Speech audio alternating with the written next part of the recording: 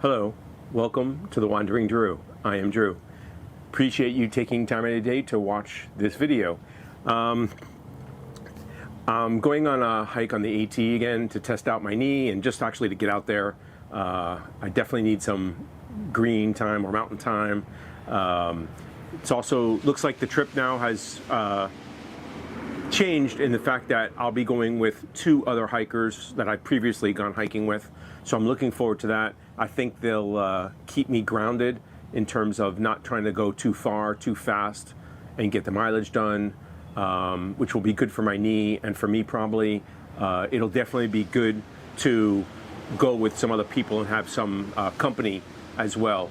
Because I always say, I really do like hiking by myself a lot during the day. I don't mind hiking with other people as well.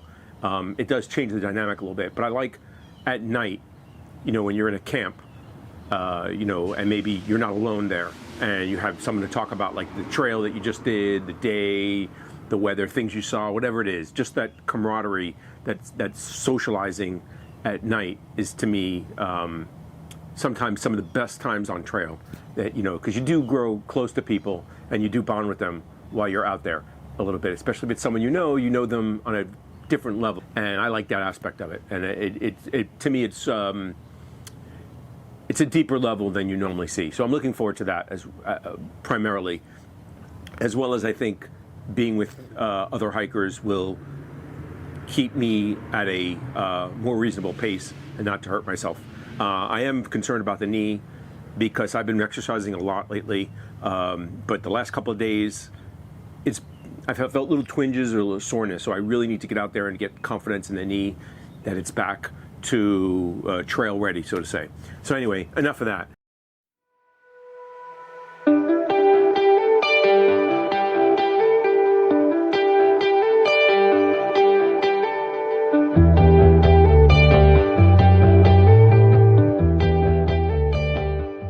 I thought about doing an equipment video, then I said I wasn't going to do one, then I thought I was going to do one. I'm leaving in about a week. And even the other day, one of my friends texted me, hey, no equipment video yet? I know you're going out there. So I mentioned, yeah, it'll probably come out, but it'll come out anyway after I usually go because of the way the videos are uploaded and spaced out. And it's hard to keep coming up with ideas for videos when I'm not hiking. I don't think you really want to see me doing, although I probably will do more of them, practice hikes. And I apologize in advance. I keep saying I'm going to set up like 2 or 3 cameras and do multiple shots, but I'm lazy, and I admit it.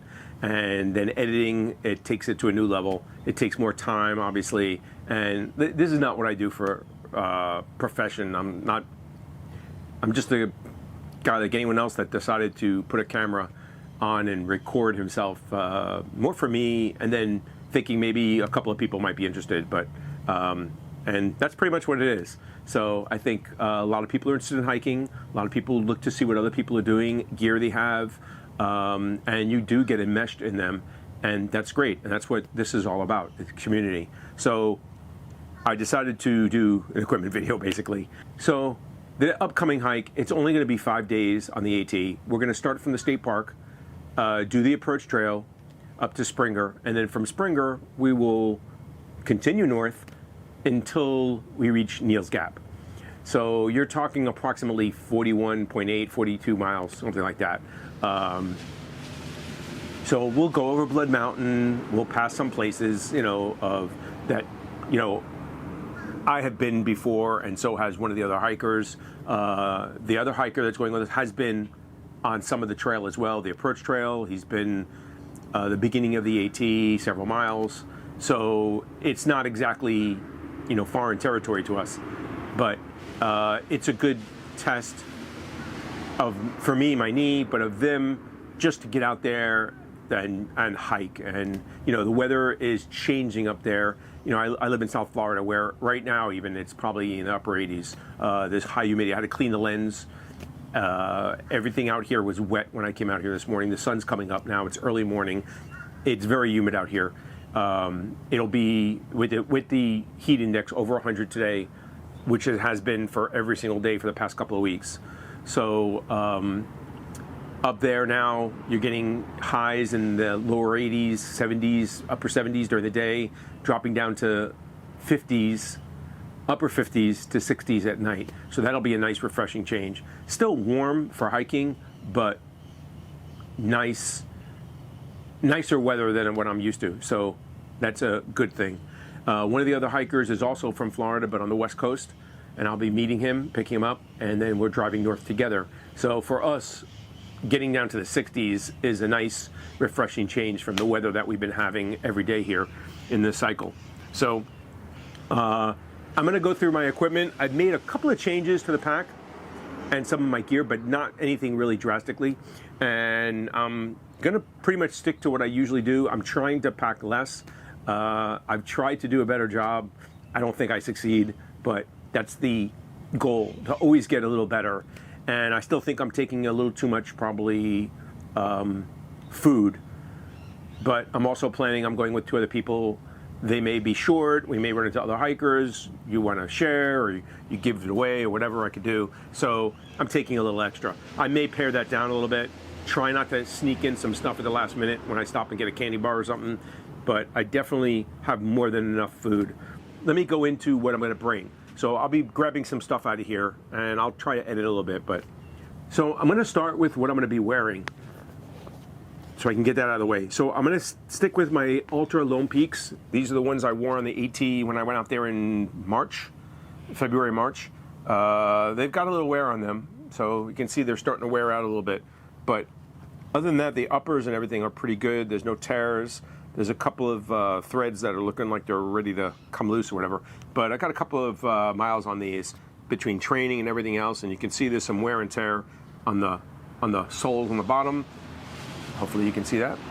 But I'm going to stick with them. I think I can easily get another 40, 50 miles out of them. And I use them a lot to practice hiking or rucking, as you see me doing. These are usually what I'm wearing lately. I do have another pair that I just bought, although I went up a half a size. I don't know if that's a good move or not. These are 11 and a halves, and I bought a 12 to try it out. And I hope that's not too big for me. So I'm trying to stop my toes from hitting the front of the toe box, especially when I go downhill a lot. So I thought maybe I'd buy a bigger size. But I think a lot of that might be based on my heel slipping. But I'm going to try it out. So I bought a 12s, and I'm going to try those out. But I'm not going to take those on the trail, because if they're bad, it'll be a long 5 days. So anyway, first thing, Altra Lone Peaks. In blue, of course. I'm going to be carrying my 2 hiking sticks I usually bring. These are the Cascade Mountain Tech. They're carbon fiber. They're, I believe they're just about a pound or so. But I will be bringing these as well. I use them to set up my tent, and obviously to hike with. They're important to have, help you go up and down mountains, slippery rocks, water, things like that. Obviously there won't be any ice. There may be mud, but gives you a second, sometimes third, or even fourth pivot point or anchor point when you're walking. Very important for stability. I never used to hike with hiking poles when I was younger, and the last couple of years since I bought my tent, I hike with them regularly, and I gotta say I do enjoy it. I'm a convert. You just get used to them. My biggest problem, as you've seen in other videos, is putting them somewhere and then walking away and leaving them behind. So I've gotten a little better, I think, but when I was on the TGO in Scotland, I left them twice. Both times I actually physically walked away from them. One time I probably went, like a half mile or a quarter mile down the road before I realized there's nothing in my hands, and I left them sitting by a tree. So one time I left them in the bathroom. So in like a hostel or a bothy kind of thing. So luckily you're in the middle of nowhere and nobody took them, and they were still there. So I've been fortunate that I haven't lost them. I know a lot of people leave them behind a camp, in shuttle vehicles, things like that. So I try to be mindful of them, but I do forget them pretty often. So I get distracted. I'm gonna try and pick this up a little bit, otherwise we'll be talking all day. I'm gonna go with pants again. Debating wearing shorts because of the heat, but I generally wear pants because I like the protection from bugs, from the sun, which I don't think there'll be much of that. I think I'll be in a green tunnel the whole time, so I'm not really worried about sun. Matter of fact, I'm not even gonna take a hat this time because I don't think I need it. So, and I think it just makes you hotter in your head. So I'm not gonna bring that, but I am going to bring pants for right now. That's what I'm planning. So I have a belt because I have lost a little bit of weight lately, so I think these might be a little loose. Plus, usually once I start hiking, by the second, third day, hopefully you've dropped a little bit of weight, and the pants get a little loose for me. I'm like kind of in between sizes usually. So these are, I believe they're Cool. I always say this all the time, Cool pants. And I've worn them before hiking several times. The last time I was on the a new pair of Injinji socks. I like them. They don't get blisters with them, so I wear them. I've got a pair of underwear, Under Armour black shirt. It's sports performance material, so dry, wicking, and my usual Blue Buff, which I've taken back out, and since it's summer and it'll be cooler, I don't need a thicker buff. I'll use this one. And that's it for what I'm going to be wearing when I start hiking. I do have some other gear, clothes that I can wear, but we'll get to that in a little bit. So some of the changes I made to the pack. I decided to take off the 2 hip pockets that I've been using on my belt. One, they're starting to get a little frayed, as you can tell. I'm sure it's only a matter of time before they break. Well, you can see it's getting a little frayed right there, and you can see there's the covering is gone, and they're starting to get a little threadbare. And that's from the friction as I walk and the pack. So I bought a new product, the Fupa by Z-Packs. I like the name. It's got an acronym. So it's the Forward Utility Pack Accessory, I think it is, right? Fupa. So I bought a Fupa recently from Z-Packs, and I'm gonna give it a try on this trip. It's only a couple of days. I figure I could, test it out. If I don't like it, I just go right back. I figure the weight change is negligible. It's a much bigger pocket, but it's all in one, and it's right in the front, like a fanny pack, which I do like. It is much bigger. I can fit my phone in there. I can fit a lot of gear in there, snacks, everything. The only thing I don't like about it is I see the potential to lose a lot of gear because it has one big zipper. I could see you leaving it open and moving your pack and everything falling out. I just think I have to be mindful to make sure, just like these pockets, but if everything's all in one pocket, if you leave it open, you have a greater chance of losing everything rather than just lose what's on one side. But I think it is easier to use, and I like the design of it.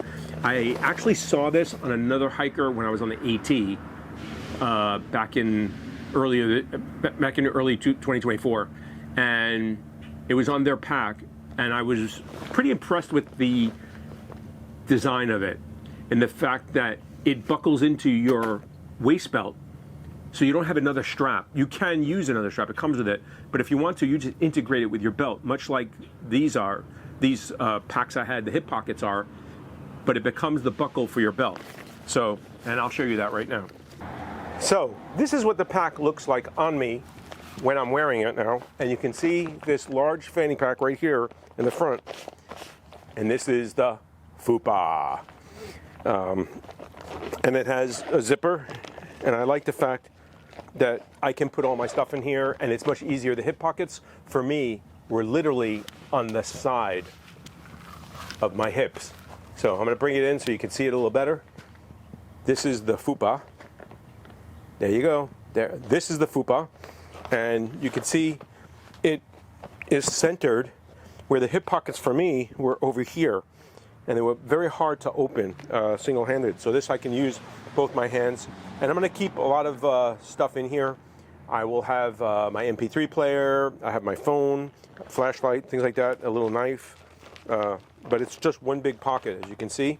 It has a little divider and a mesh pad. I'll have to put my car keys in here and try not to lose them. So I just see the potential for stuff spilling out. That's the one thing I'm worried about. But you can see that it fits quite nicely. And what is really genius about it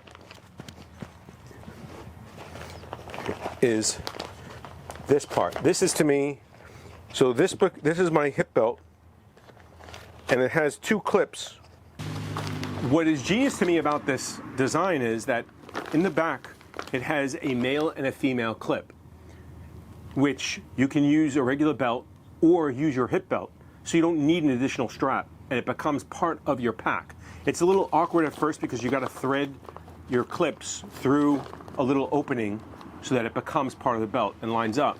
But I think it's something you can get used to quite easily. I do worry about the durability of these, attach points here. I think if you put too much stress on them, you might rip it.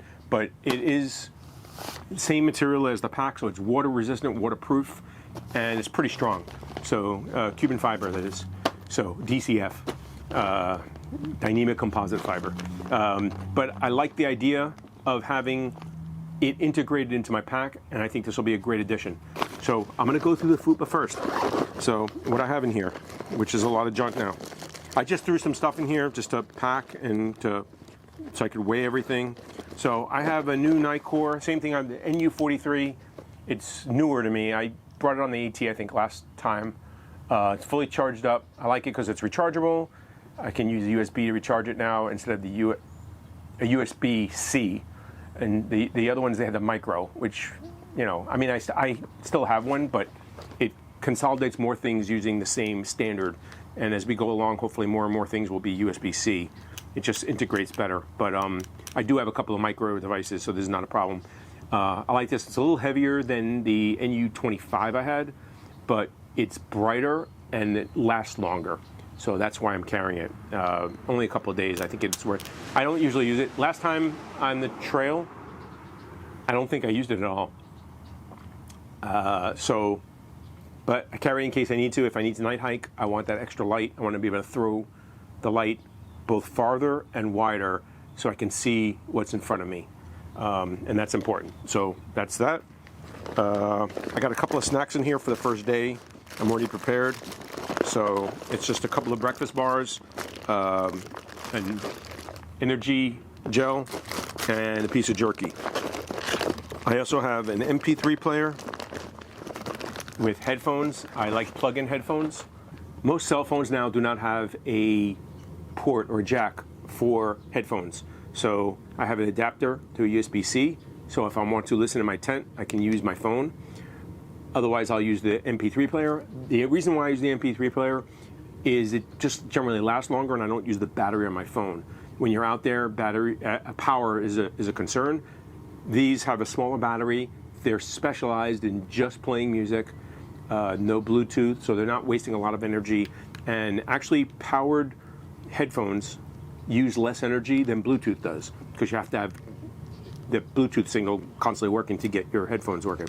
So this actually uses less energy, and that's why I use these as well. I don't have to charge up headphones as well. So anyway, so this is what I'll do. I don't know if I'll get to use them, maybe just in my tent at night, because I am going to be hiking with other people. I think it's rude to be walking with people and listening to music. Or the only other thing I got in here is my spoon or spork, because it's big, fits in here better than it does the pockets, and a whole bunch of Wandering Drew stickers, which I'm going to take with me and maybe put in logbooks or something like that.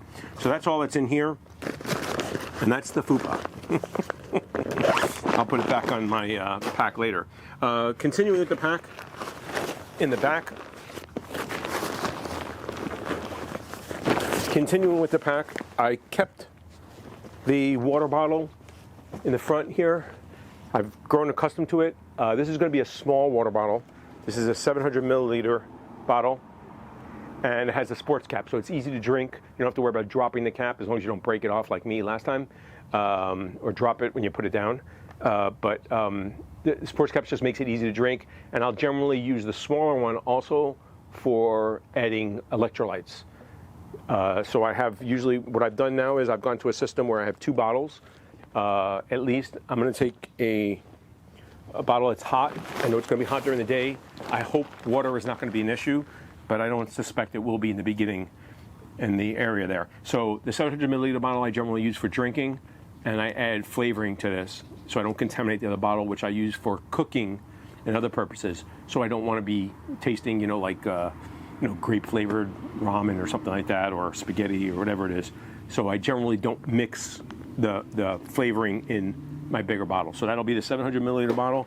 And in the other pocket here, I am carrying a 1 liter bottle. So I'm going to carry 1.7 liters of water. It's heavy enough.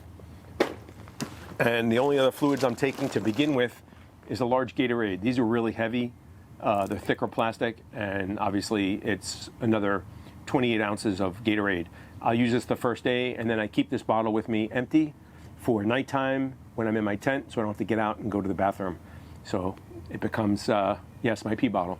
And I find that really good, because otherwise you don't want to have to stop drinking at night. Usually you're dehydrated. You want to stay really hydrated throughout the night, and you don't want to always have to get up and go out, especially if it's hot. You don't want to get out.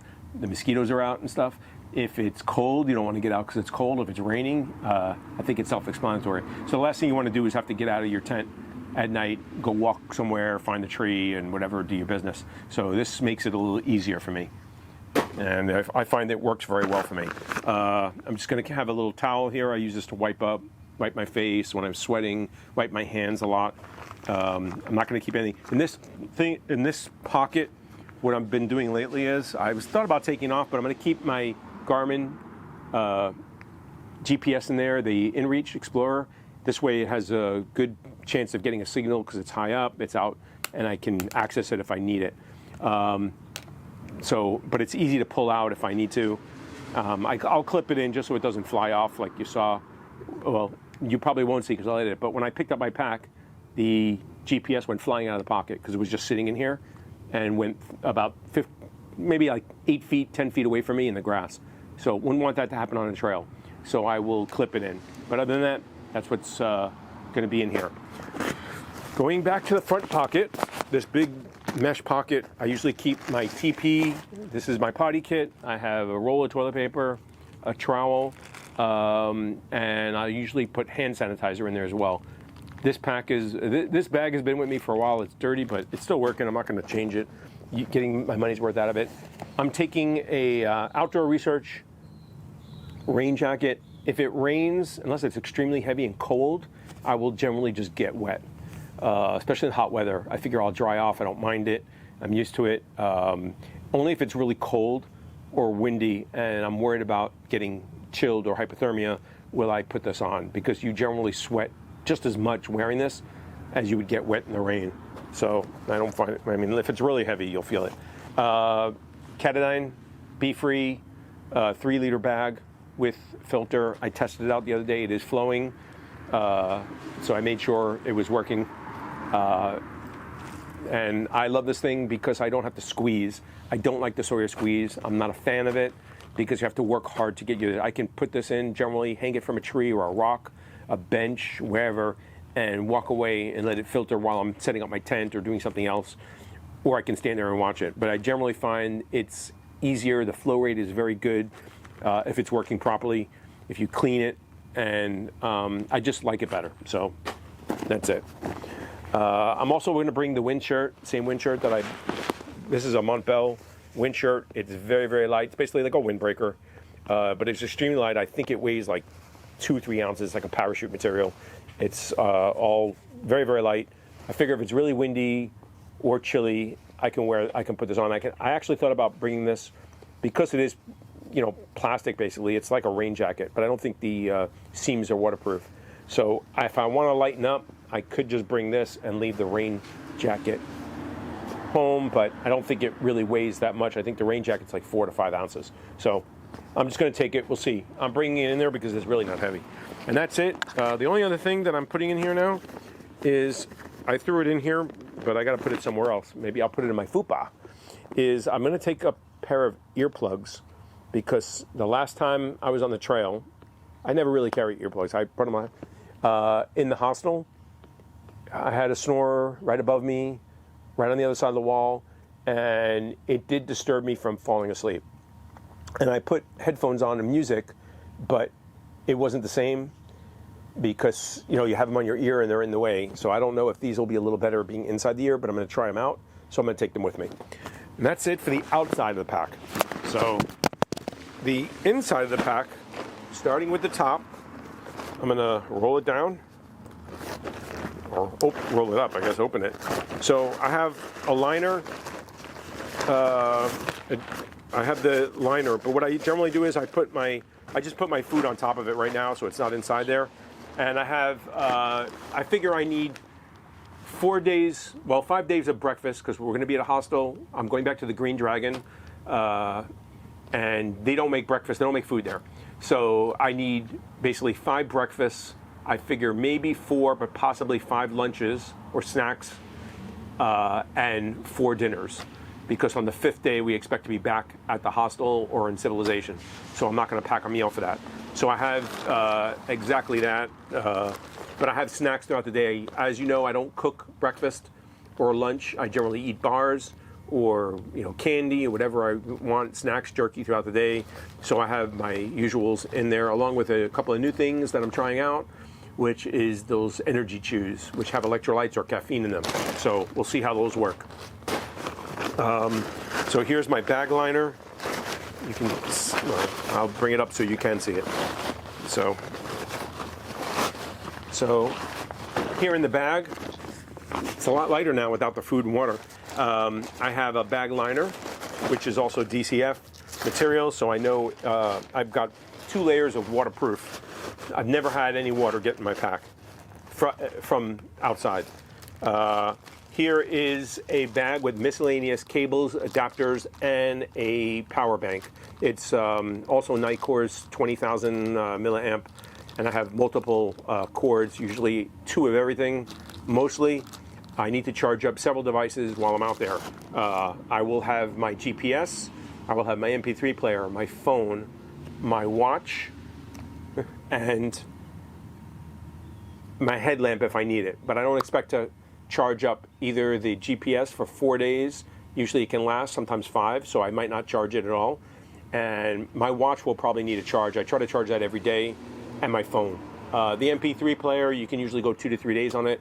And the headlamp, if I don't use it, it generally doesn't need a charge at all. So that's it. But I'm bringing this. Also, there's always the chance that someone you're with, which happens to me a lot, people ask if you have a cable because theirs broke or they can't find it or they lost it. Or sometimes they actually ask for power. So I'm going to bring the 20 milliamp. I actually wish I had more, but I'm trying not to pack my fears and overpack and carry 2 banks, which I thought about doing. Maybe a smaller one might be in order, but additional 5 or 10,000 milliamps would be good. But I'm going to try to make it on the 20,000 battery, and we'll see how we do. This is my tent now. I bought a brand new medium plus, I think it's size, DCF bag. They're just so light. I like them. They're water resistant. The blue one that came in had just really outworn its useful life. It was shredded. I had taped it a couple of times, but it was just falling apart. So I bought a new one. They're a little expensive, unfortunately, but I like to keep it in together, and so I bought a brand new one. It's silver, see-through. You can kind of see through it, and the tent stakes are in there. Made sure of that. Hopefully, you only make a mistake once, right? This is my, I guess it's a combination first aid / I don't know, ditty bag or whatever you want to call it. So I have a spare pair of glasses, some meds, my EpiPens, some medical stuff as well. I have, I'm going to be trying out a new type of insect repellent that you can spray on you. It's supposed to be like lemongrass and some other stuff, and I'm hoping that'll keep ticks off me. That's actually the thing I worry about the most out there, is getting Lyme disease, because it's very prevalent. Also, I have repair kits for my air mattress and my tent, and so if something breaks, I can use it. There's very little, just a handful of things in here, a little like Tylenol, hydrocortisone, some lubricant if you get a rash or chafing, things like that. So it's not that much. One of the things that I'm going to try out on this hike is an air pump to inflate my air mattress. It's one of those chores you really don't like doing. It's a little better with that big bag that they give you that you can push air in, so you're not huffing and puffing. But at the end of the day, it's nice to not have to do it. I bought this item. It was cheap. I've seen it a lot. It's called the FlexTail. They keep coming out with new versions of it. So whatever you buy, figure a week or two later, they have another one. It seems like they've gone on. But it is also has a light on the bottom, which it makes it a little heavier, but it's a couple of ounces. But I have these adapters that fit to my air mattress, so I can inflate it. I have tried it out at home. I inflated it 2 or 3 times. It gets it almost nearly full. I usually give a couple of puffs of air at the end just to make it extra firm. But in about 2.5 minutes, it inflates it. You can use it to deflate too, but I'll just do that myself using, pushing the air out, so I can save the battery. but it's only a couple of day trip, so don't worry. This supposedly is supposed to last 20 minutes. It took me about 2 hours. It took me about 2 minutes, 2.5 minutes or so to fill it up. So I figure I can probably inflate it like 10 times, give or take. So that should work for me for 5 days or 4 days. You know, I don't think I need to do it on the last day because I'll be getting out. But I'm just going to try it out, see how it works, if it's really worth carrying or not. Like I said, it's negligible. But I put it all in a bag because you have these adapters that fit your, you can use them for different items. That's one of the weaknesses, I feel. It's more parts to lose. But we'll give it a try. It's not that heavy. I'm going to bring a pair of shorts to either sleep in or, if I decide to hike in. These are a pair of North Face black shorts. I always say I'm going to do it. Sometimes I don't change. Socks, pair of socks. More Injinji socks. My usual black fleece that I brought before. I've worn that one before. I'm going to bring a bag liner just because I like the feel when you're in the bag instead of against the nylon and the synthetic material. It feels like you're sweating a lot. This helps absorb that, make it feel a little better. It also gives some warmth. If it's not that cold, I'll actually sleep with this and just put the bag over my feet usually, or open it up. I have a quilt, so it's not a sleeping bag really. I do have a Cool Max version, and I thought about bringing that because it is lighter, and it does give you that nicer feeling, but it doesn't keep you as warm. So, although I don't think temperatures will be a problem. Oh, this is a hat. Sometimes I wear this at night. I don't think I'm going to be bringing this now. Thinking I won't be needing it. I am bringing my MSR Pocket Rocket 2. Everything is in here. I have a fuel canister, a small fuel canister, lighter. I thought about taking the cup away, but since I'll be with other people, you never know, they might offer you something, and it's good to have a cup as well as your pot that you have your food in, so you don't have to mix it. And I'm not expecting trail magic or anything. So one thing I did learn is you should always have a cup available. That's why you put it usually out on the outside of your pack, because a lot of times you come to these places with this trail magic, they really don't want to use cups or waste cups. So it's good if you have your own cup available. So I'm going to bring my Trekology pillow again. It's working for me. Could be a little better, but it could be a lot worse. This is the Thermarest Neo Air Uber Light or whatever, and the pump sack. This is the sack I was talking about, and I'm just losing it. I'm not going to take the bag that comes with it, the stuff sack, so I can save a little weight, and I can use the pump sack as a stuff sack. So no need to carry 2 bags when you can only carry 1. The last thing that I think I have in here is my Sea to Summit Trek 1.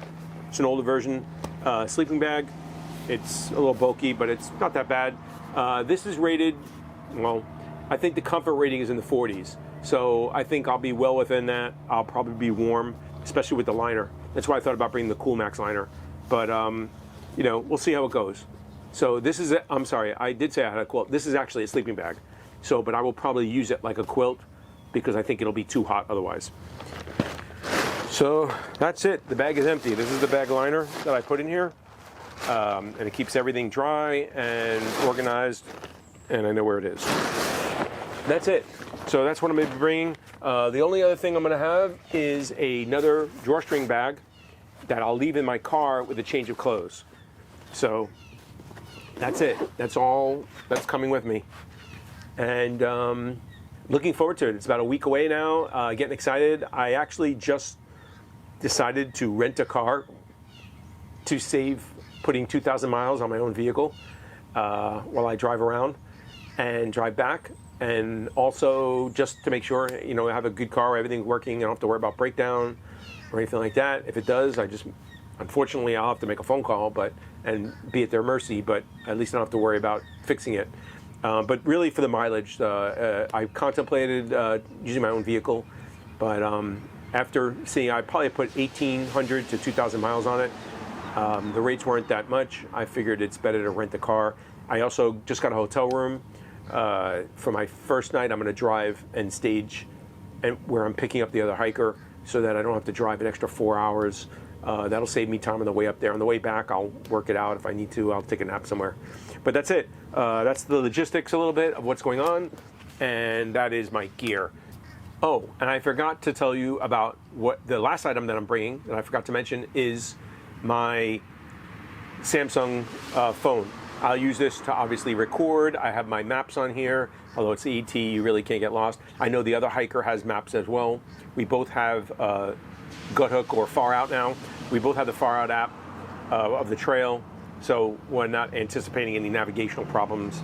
So we have information. We don't need it. We're not planning on resupplying, just getting to where we need to. But I gotta say, I'm sitting out here. I've been recording this. I've probably been out here 30, 40 minutes already. It is extremely hot and humid out here. It is 8:30 in the morning right now, and I just looked at the weather. And the paper that I have my notes written on is wet and damp just from sitting out here. I didn't do anything. I just left it sitting here. And it's extremely hot already. So it is 84 degrees, but it feels like 95 with the heat index. And like I said, it's 8:30 in the morning. So it's going to be a hot one. Anyway, so some of the weights of stuff I have.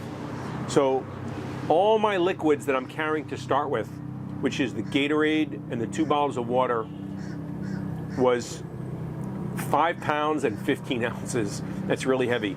If I take out the Gatorade, which I will after the first day, because that's what I drink first usually, it'll be 3 pounds and 15 ounces. So that's the 1,700 milliliters of water with their containers. For food, like I said, I try to go a little lighter. I took some out. Originally, I was almost at 6 pounds. I'm down to 4 pounds, 13 ounces. And I'm rounding usually up for all these weights.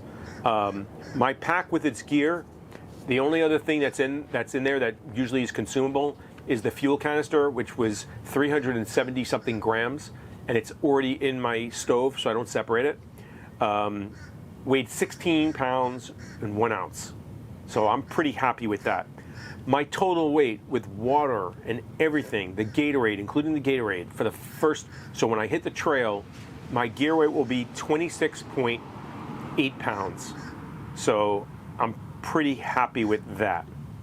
And there's some differences in the weights because I use 2 different scales. If something's small, I have a scale that I can weigh it in pounds and ounces, but the luggage scale that I use is based on tenths. So it breaks a pound down into tenths. So it's not ounces, it's tenths of a pound. So you have to do some conversion. So that's why I have the 26.8 or the 16.1. But with the water, they're small. I can put them on a scale and weigh them down to the ounce. So that's it. So 26.8 to me is pretty good for trail weight. And the fact that I will lose almost 2 pounds with the Gatorade alone will put me sub 25 pounds, at like 24.8 pounds when I go after the first day when I drink that Gatorade. So if I can drink the Gatorade on the way up the trail, I'll lose about 2 pounds of weight on my back and put it in my body instead, but that's no problem. So just to show you that's why weights are important to some point, but it doesn't matter, I'm gonna be carrying it. But it lets me know that I'm slowly getting more efficient and lighter in the gear I take. And I always say, if I don't have something, I don't need it, or I can find it, buy it, borrow it. So hopefully, if there's something that you really forgot, like let's say you forgot a lighter or even a water filter, something happens. I'm going to be with 2 other hikers. I think together, all 3 of us will have everything that we need. We'll be fine. But as long as you have food and water and shelter, you're pretty much good. So, and you can walk. So you can always get to where you need to. And it's the AT. It's very well traveled. There'll be other people there, and you can make phone calls majority of the places, or find a signal, and you can arrange to have a pickup and get what you need. So if you take away that fear of, oh, I don't have something, I think it makes it a lot better for you, and realize that, you know what, there's always the possibility and opportunity to get off the trail. There's plenty of hostels in the area, shuttlers that are willing, or other hikers that are sometimes doing day hikes that will either give you, if you need something, borrow it to you, or perhaps even be kind enough to take you off trail to get you what you need. If you forgot something, if it's something critical that you absolutely must have and you can't wait till your next stop, there's remedies for that. So don't panic. Just realize, think up a plan of how you can fix this, and then make it happen. So that's it. That's the gear. I feel like I went long. I'm going to try and edit it down a little bit. But thank you so much for taking time out of your day and watching these videos. If you have any questions, comments, thoughts, opinions, please put them in the comments below. I will respond to it. Also, if you like what I'm doing, leave a comment or a thumbs up. Always like reading comments and like getting the thumbs up.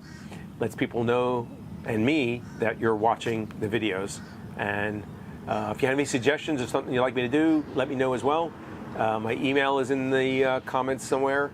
You can find it on the channel page, as well as leave it in the comments and I'll respond to it. As always, I appreciate you taking time out of your day. You have a choice. You don't have to choose to watch these videos. I appreciate them. Thank you so much. Looking forward to the hike, and I'll be making videos, obviously, as we go along the trail. So look for those coming shortly. Till we meet again.